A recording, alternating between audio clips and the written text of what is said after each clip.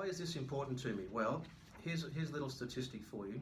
I'm not sure about the number exactly, depending on which report you read, it varies slightly.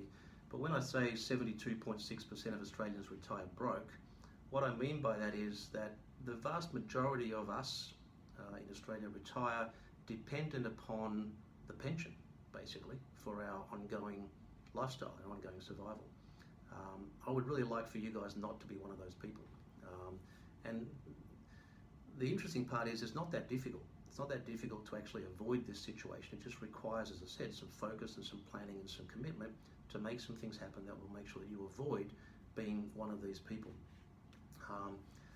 I don't know if you know what these two numbers represent, but this is basically the pension.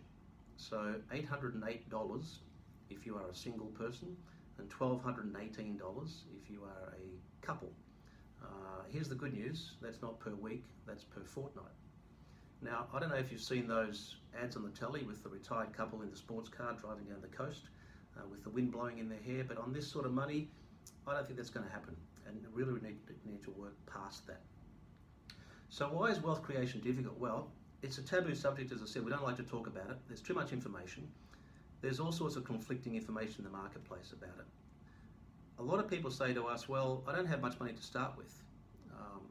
There's a famous saying that says, start where you are with what you have and then work from there, which is basically the approach that we take. There are a lot of spruikers, as we call them, in the marketplace, so people who are trying to sell you a particular approach or a particular product, and this is kind of like the one-size-fits-all kind of approach, which is usually not fantastic. If you read the media, they'll tell you it's impossible to get ahead. It's impossible for young people to buy a home. It's impossible for us to pay down our mortgage. It's impossible to retire comfortably. The truth is it's not. Just stop reading the newspaper. That's usually a good start. Conflicting advice on people's agendas, and no plan. We don't know what to do or where to invest. And the other big one that comes into it from a business perspective is risk, and from an investment perspective is risk. Now, I don't know what your relationship with risk is. Some people are more comfortable with a level of risk and other people are not. So when I was kind of growing up, or at least getting older, risk was not something that was encouraged. Okay, so I don't know if you climbed trees as a kid, but I certainly did, and I was always told, get down from there before you break your neck. I was not told, that's an interesting approach. How do you plan to get down? Okay, so managing risk is not something we're taught, and all of us have an attitude towards risk.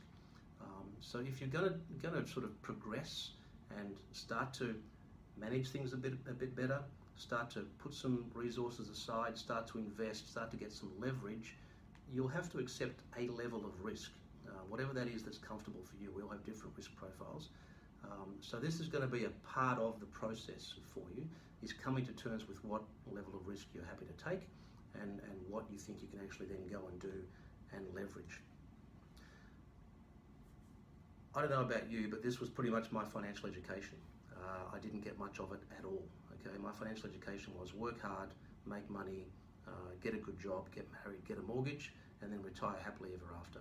Okay, as we've seen from the discussion we've just had, that's not a fantastic approach. So there are so many resources now available to you within what you're doing with Blueprint.